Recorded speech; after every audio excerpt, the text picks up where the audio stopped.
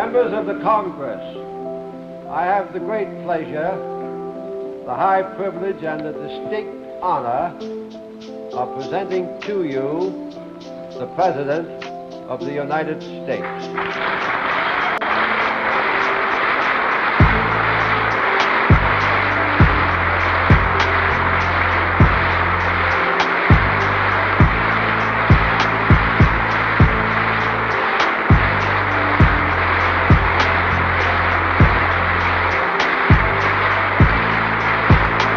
Speaker.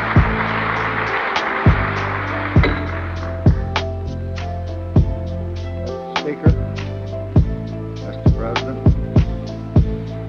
members of the House and Senate, my fellow Americans, I will be brief, for our time is necessarily short and our agenda is already long.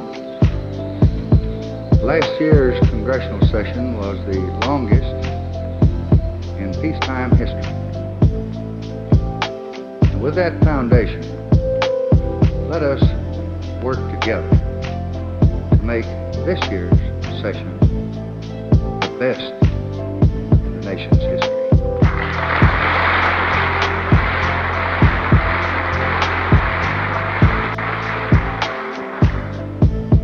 Let this session of Congress be known as the session which did more for civil rights than the last 100 sessions combined.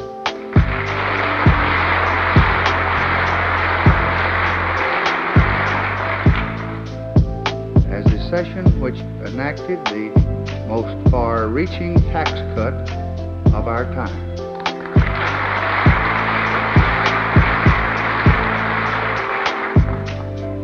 The session which declared all-out war on human poverty and unemployment in these United States.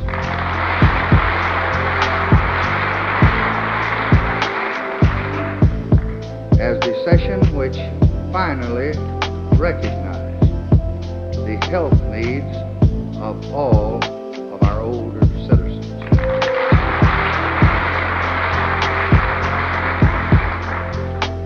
Session which reformed our tangled transportation and transit policies.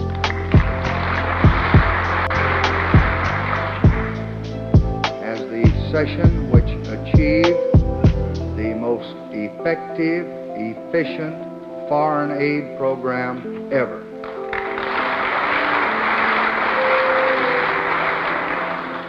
And as the session which helped to build more homes and more schools and more libraries and more hospitals than any single session of Congress in the history of our republic.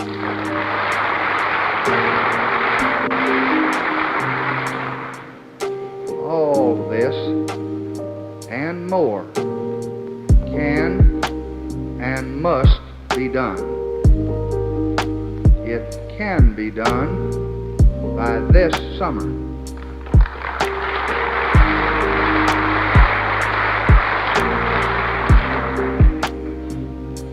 And it can be done without any increase in spending.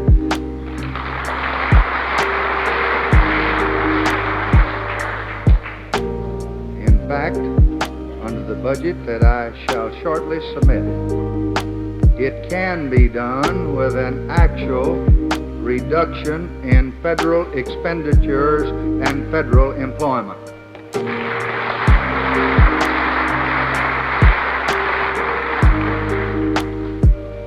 We have in 1964 a unique opportunity and obligation to prove the success of our system, to disprove those cynics and critics at home and abroad who question our purpose and our competence.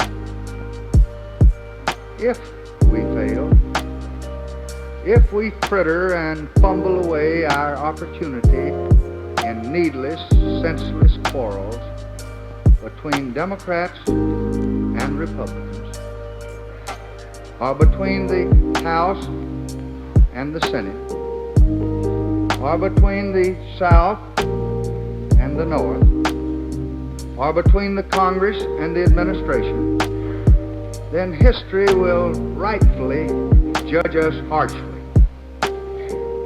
But if we succeed, if we can achieve these goals by forging in this country a greater sense of union, then and only then can we take full satisfaction in the state of the Union. Here in the Congress, you can demonstrate effective legislative leadership by discharging the public business with clarity and dispatch, voting each important proposal up or voting it down, but at least bringing it to a fair and a final vote.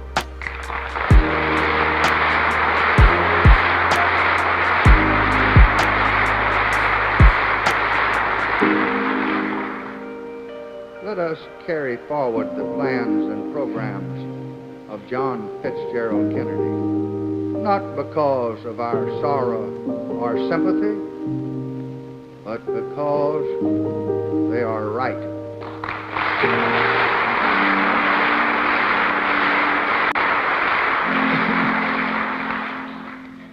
And in his memory today, I especially ask all members of my own political faith, in this election year, to put your country ahead of your party and to always debate principles, never debate personalities.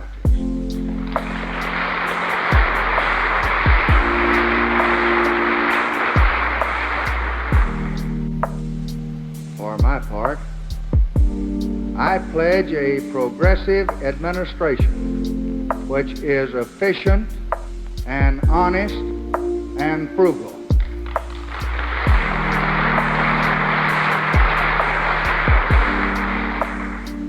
The budget to be submitted to the Congress shortly is in full accord with this pledge.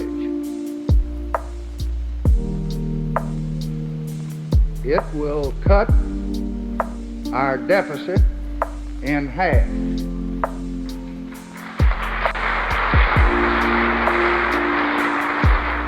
From $10 billion to $4.9 billion.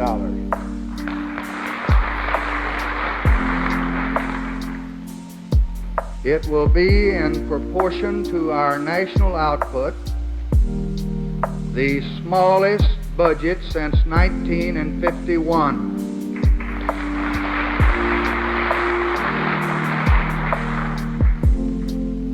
It will call for a substantial reduction in federal employment.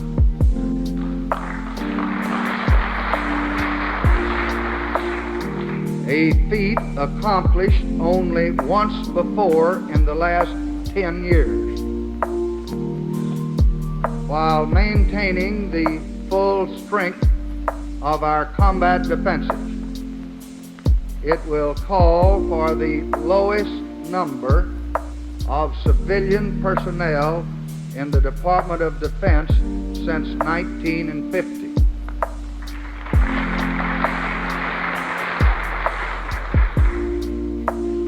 It will call for total expenditures of $97.9 billion compared to $98.4 billion for the current year, a reduction of more than $500 million.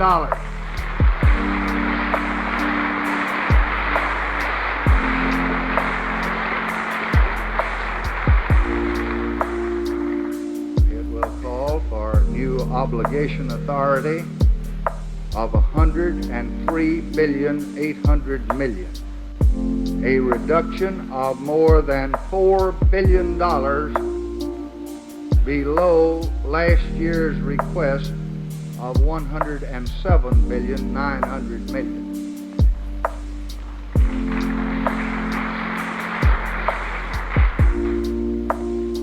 is not a standstill budget, for America cannot afford to stand still. Our population is growing. Our economy is more complex. Our people's needs are expanding. But by closing down obsolete installations, by curtailing less urgent programs, by cutting back where cutting back seems to be wise, by insisting on a dollar's worth for a dollar spent, I am able to recommend in this reduced budget the most federal support in history for education.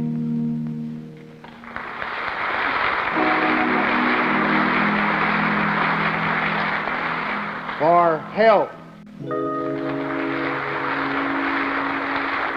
for retraining the unemployed,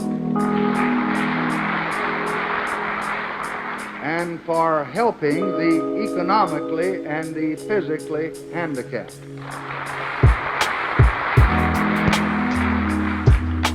This budget and this year's legislative program are designed to help each and every American citizen fulfill his basic hopes.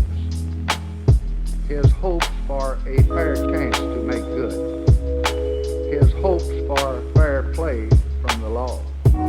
His hopes for a full-time job on full-time pay. His hopes for a decent home for his family in a decent community. His hopes for a good school for his children with good teachers. And his hopes for security when faced with sickness or unemployment or old age. Unfortunately, many Americans live on the of hope. Some because of their poverty, and some because of their color, and all too many because of both. Our task is to help replace their despair with opportunity. And this administration today, here and now, declares unconditional war on poverty in America.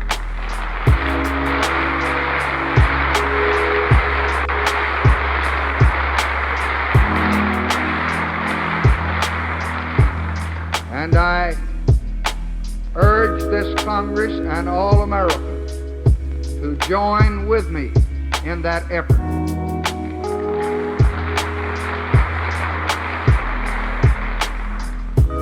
It will not be a short or easy struggle. No single weapon or strategy will suffice. But we shall not rest until that war is won.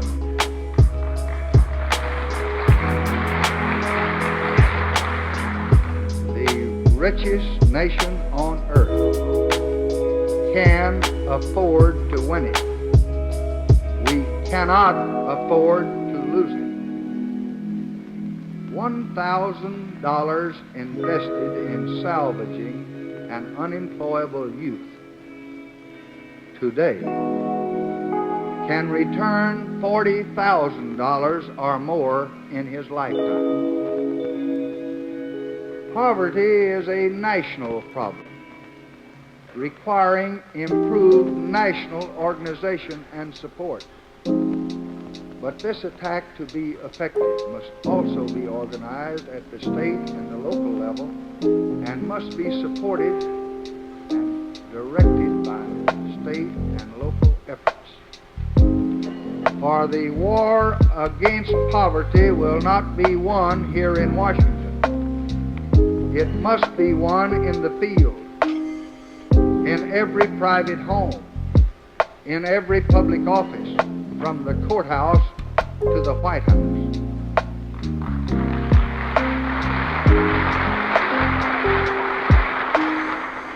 The program I shall propose will emphasize this cooperative approach to help that 1/5 of all American families with incomes too small to even meet their basic needs. Our chief weapons in a more pinpointed attack will be better schools and better health and better homes and better training and better job opportunities to help more Americans, especially young Americans, escape from squalor and misery and unemployment roles where other citizens help to carry them. Very often, a lack of jobs and money is not the cause of poverty, but the symptom. The cause may lie deeper in our failure to give our fellow citizens a fair chance to develop their own capacities, in a lack of education and training, in a lack of medical care and housing, in a lack of decent communities in which to live and bring up their children. But whatever the cause, our joint federal-local effort must pursue poverty, pursue it wherever it exists, in city slums and small towns, in sharecropper shacks or in migrant worker camps, on Indian reservations, among whites as well as Negroes, among the young as well as the aged, in the boom towns and in the depressed areas. Our aim is not only to relieve the symptom of poverty, but to cure it, and above all, to prevent it.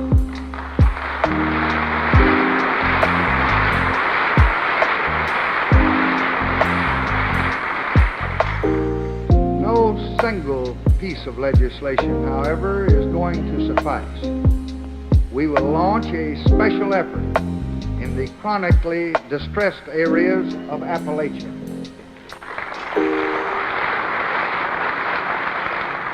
We must expand our small but our successful area redevelopment program.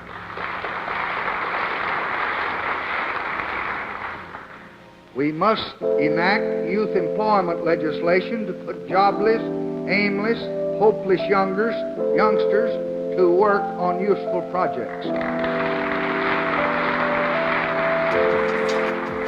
We must distribute more food to the needy through a broader food stamp program.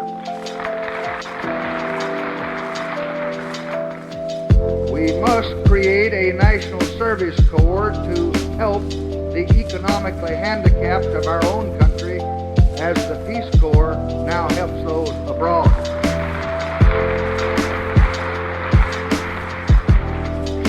We must modernize our unemployment insurance and establish a high-level commission on automation.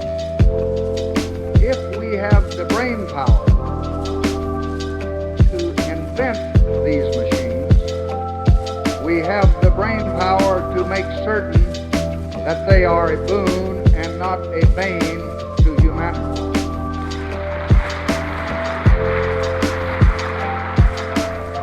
We must extend the coverage of our minimum wage laws to more than 2 million workers now lacking this basic protection of purchasing power.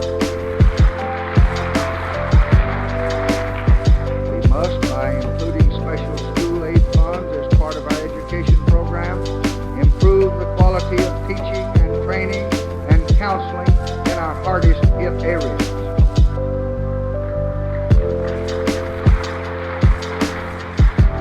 We must build more libraries in every area and more hospitals and nursing homes under the Hill-Burton Act and train more nurses to staff them.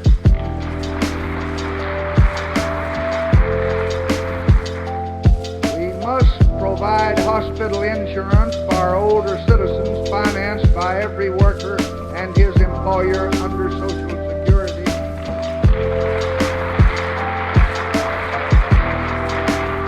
Contributing no more than $1 a month during the employee's working career to protect him in his old age in a dignified manner without cost to the Treasury.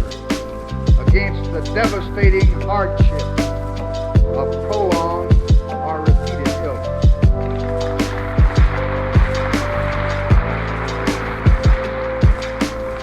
We must, as a part of the revised housing and urban renewal program, give more help to those displaced by slum clearance, provide more housing for our poor and our elderly, and seek as our ultimate goal in our free enterprise system a decent home for every American family.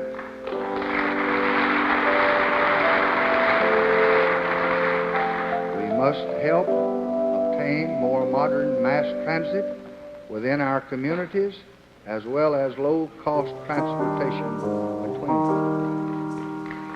Above all, we must release $11 billion of tax reduction into the private spending stream to create new jobs and new markets in every area of this land.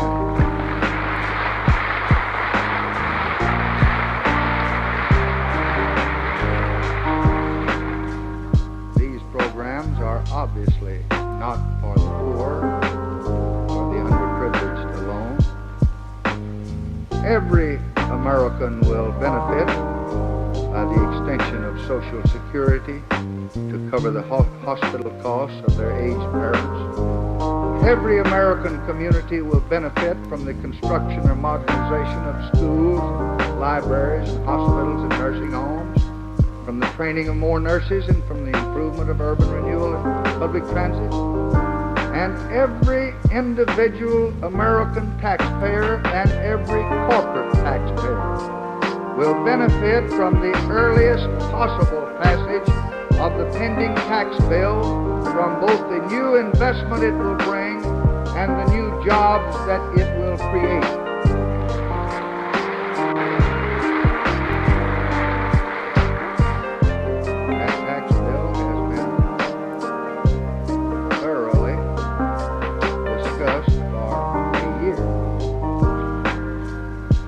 Now we need action.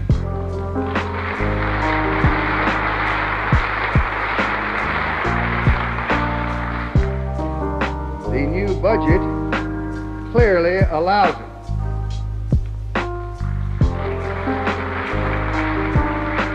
Our taxpayers surely deserve it. Our economy strongly demands it. And every month of delay dilutes its benefits in 1964 for consumption, for investment, and for employment. For until the bill is signed, its investment incentives cannot be deemed certain, and the withholding rate cannot be reduced.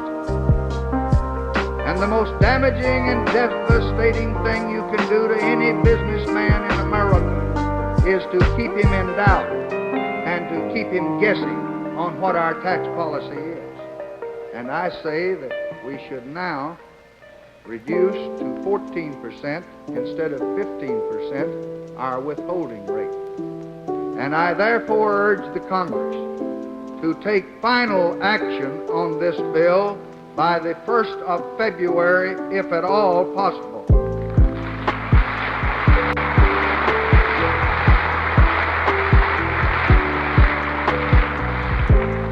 For however proud we may be of the unprecedented progress of our free enterprise economy over the last 3 years, we should not and we cannot permit it to pause. In 1963, for the first time in history, we crossed the 70 million job mark, but we will soon need more than 75 million jobs. In 1963, our gross national product reached the 600 billion level, 100 billion higher than when we took office. But it easily could and it should be still 30 billion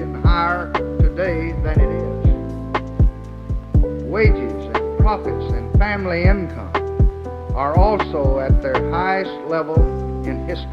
But I would remind you that 4 million workers and 13% of our industrial capacity are still idle today.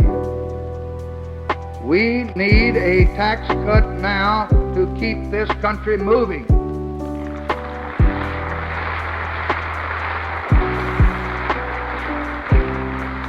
For our goal is not merely to spread the work. Our goal is to create more jobs. I believe the enactment of a 35-hour week would sharply increase costs, would invite inflation, would impair our ability to compete and merely share instead of creating employment. But I am equally opposed to the 45 or 50-hour week in those industries where consistently excessive use of overtime causes increased unemployment.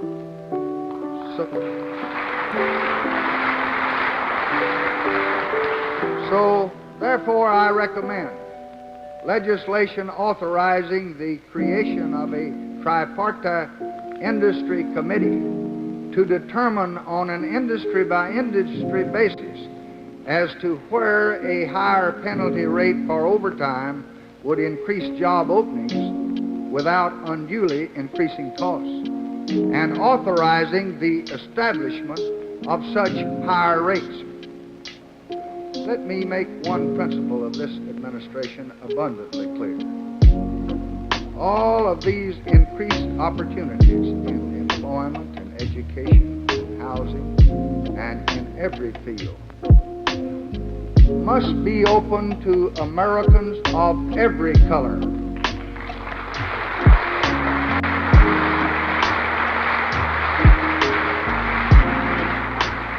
As far as the writ of federal law will run, we must abolish not some, but all racial discrimination.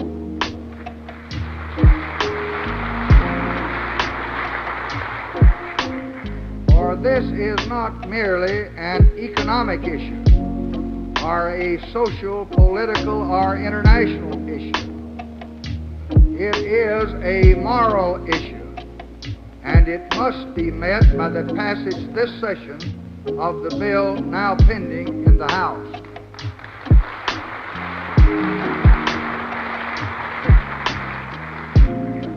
All members of the public should have equal access to facilities open to the public.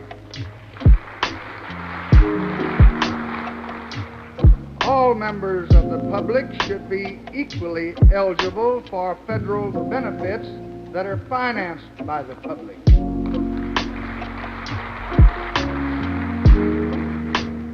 All members of the public should have an equal chance to vote for public officials and to send their children to good public schools and to contribute their talents to the public good.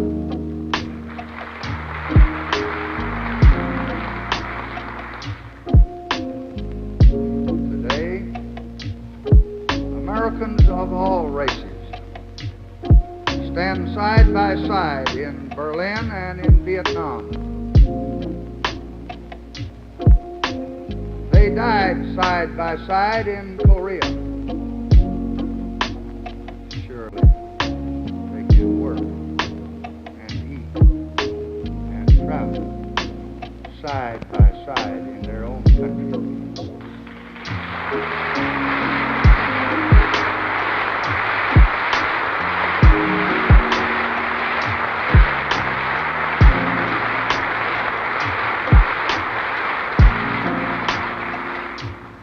Also lift by legislation the bars of discrimination against those who seek entry into our country, particularly those with much needed skills and those joining their families.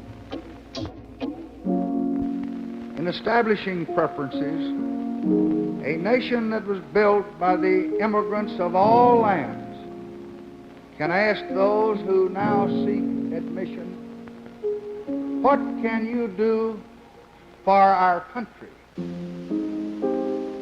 we should not be asking, in what country were you born?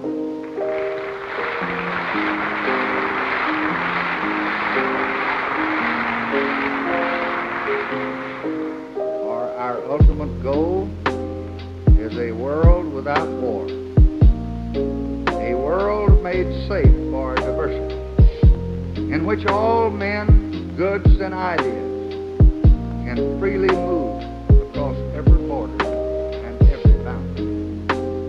We must advance toward this goal in 1964 in at least 10 different ways, not as partisans, but as patriots.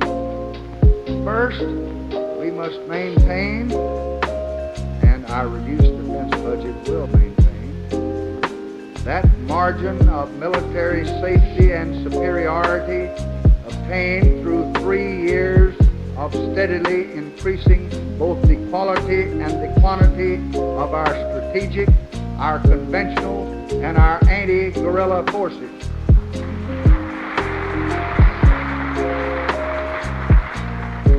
In 1964, we will be better prepared than ever before to defend the cause of freedom, whether it's threatened by outright aggression or by the infiltration practiced by those in Hanoi and Havana who ship arms and men across international borders to foment insurrection.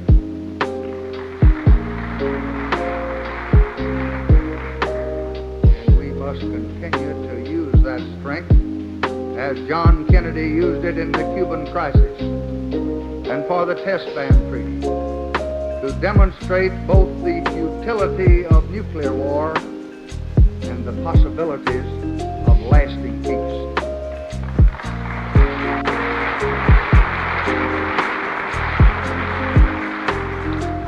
Second, we must take new steps, and we shall make new proposals at Geneva toward the control and the eventual abolition of arms.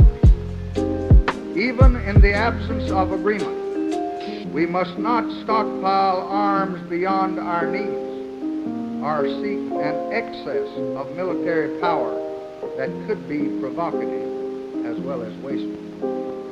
And it is in this spirit that in this fiscal year, we are cutting back our production of enriched uranium by 25%. We are shutting down 4 plutonium piles. We are closing many non-essential military installations. And it is in this spirit that we today call on our adversaries to do the same.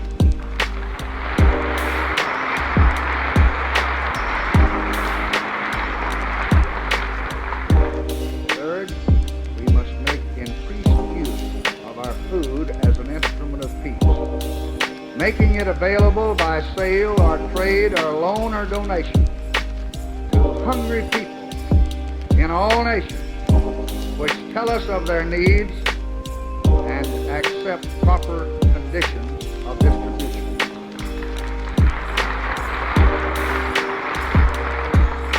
Fourth, we must assure our preeminence in the peaceful exploration of outer space, focusing on an expedition to the moon in this decade, in cooperation with other powers if possible, alone if necessary.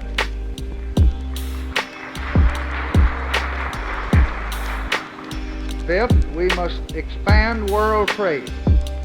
Having recognized in the Act of 1962 that we must buy as well as sell, we now expect our trading partners to recognize that we must sell as well as buy.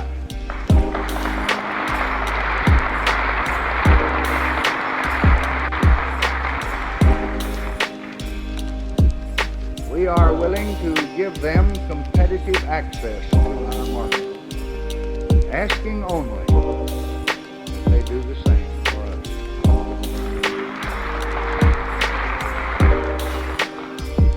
Sixth, we must continue through such measures as the interest equalization tax, as well as the cooperation of other nations, our recent progress toward balancing our international accounts.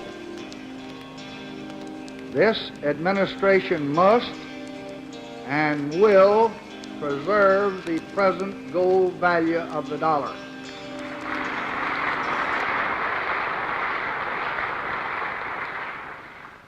Seventh, we must become better neighbors with the free states of the Americas, working with the councils of the OAS, with a stronger alliance for progress, and with all the men and women of this hemisphere who really believe in liberty and justice for all.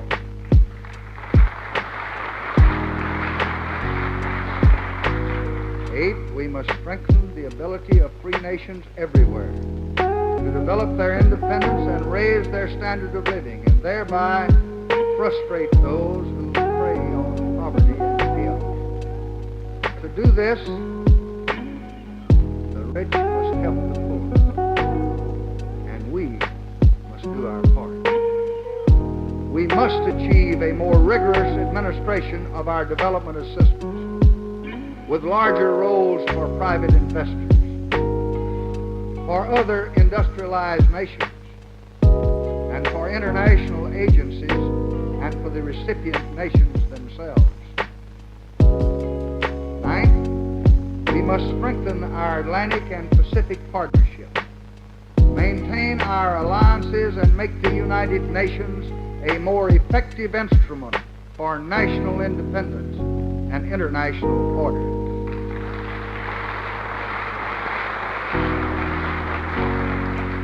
Tenth, and finally, we must develop with our allies new means of bridging the gap between the East and the West, facing danger boldly wherever danger exists, but being equally bold in our search for new agreements which can enlarge the hopes of all while violating the interests of none.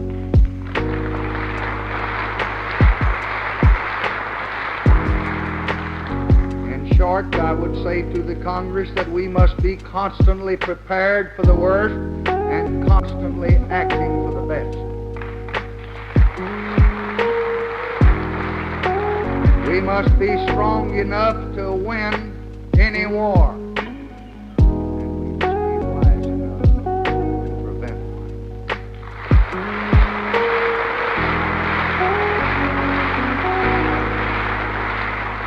We shall neither act as aggressors nor tolerate acts of aggression.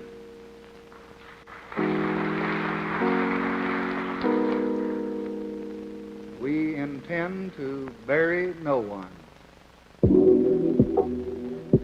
and we do not intend to be buried.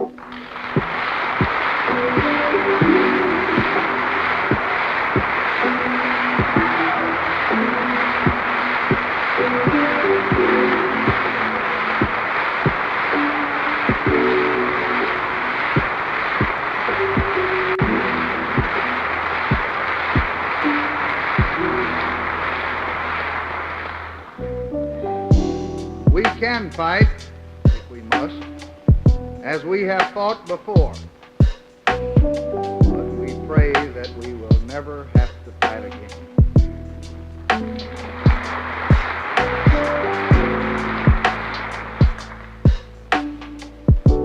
My good friends and my fellow Americans, in these last 7 sorrowful weeks, we have learned anew that nothing is so enduring as faith, and nothing is so degrading as hate. John Kennedy was a victim of hate, but he was also a great builder of faith. Faith in our fellow Americans, whatever their creed or their color or their station in life. Faith in the future of man, whatever his divisions and differences. this faith was echoed in all parts of the world. On every continent and in every land to which Ms. Johnson and I traveled, we found faith and hope and love toward this land of America and toward our people. So I ask you now, in the Congress and in the country, to join with me in expressing and fulfilling that faith, in working for a nation that is free from want, and a world that is free from